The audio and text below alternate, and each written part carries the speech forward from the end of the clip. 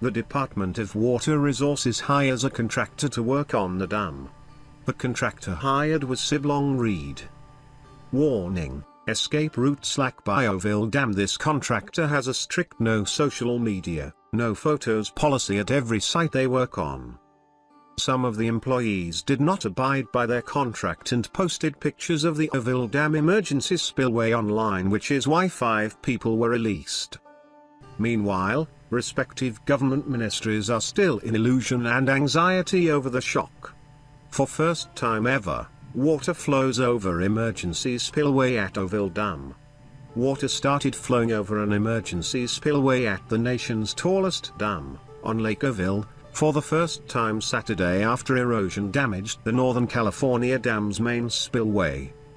Officials hoped to avoid using Oroville Dam's emergency spillway, fearing it could cause trees to fall and leave debris cascading into water that rushes through the Feather River, into the Sacramento River and onto the San Francisco Bay. Crews prepared for several days, clearing trees and brush. Water began running over the emergency spillway around 8 a.m. According to California's Department of Water Resources, it was the first time the emergency spillway has been used in the reservoir's nearly 50-year history.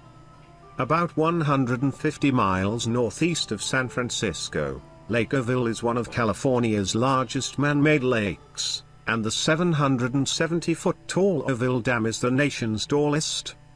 The lake is a central piece of California's government-run water delivery network, supplying water for agriculture in the Central Valley and residents and businesses in Southern California.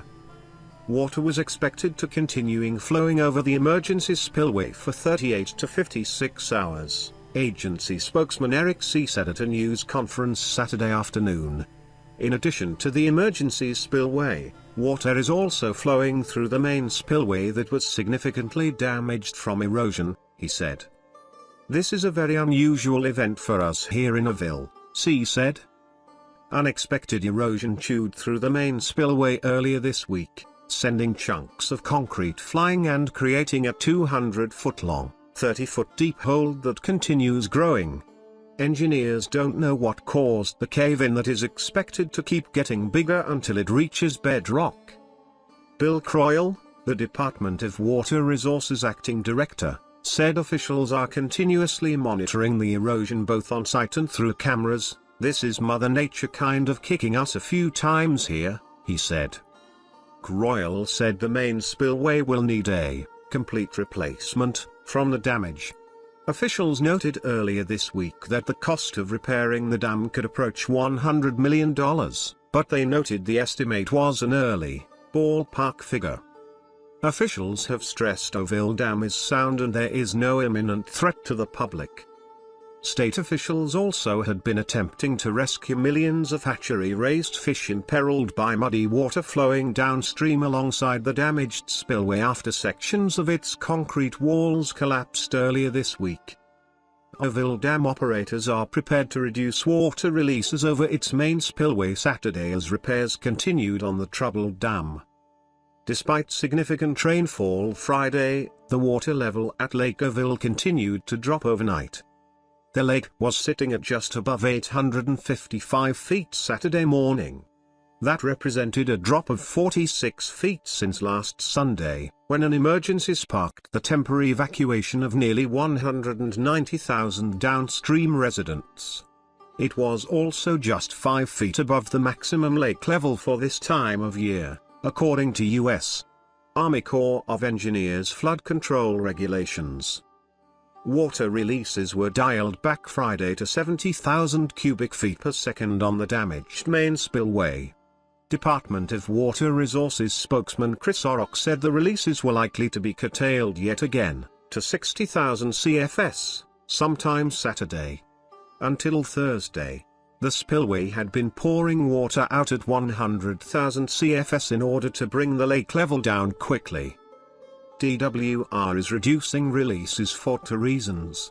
First, it needs lower water flows so it can get work crews stationed on the diversion pool, the stream directly beneath the spillway that leads into the Feather River.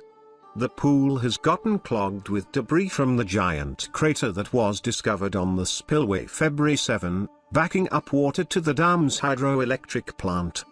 That's made it impossible to operate the power plant, which is capable of releasing water at 14,000 CFS. We continue to put additional construction crews in the diversion pool, Oroville said. The second reason is that, as the lake level decreases, it becomes harder to push water out of the spillway at a high rate. We're taking too much water out of the reservoir, it's too low, Oroville said. Oroville added that a second work crew was continuing to make repairs to the eroded hillside beneath the dam's emergency spillway. It was erosion on that hillside that sparked fears that the emergency spillway would fail last Sunday, prompting the evacuation order. The order was rescinded Tuesday, but downstream residents have been told to stay ready to leave again. DWR officials have said they're confident the reservoir will have enough empty space to withstand a major rainstorm expected to hit the region Monday and Tuesday.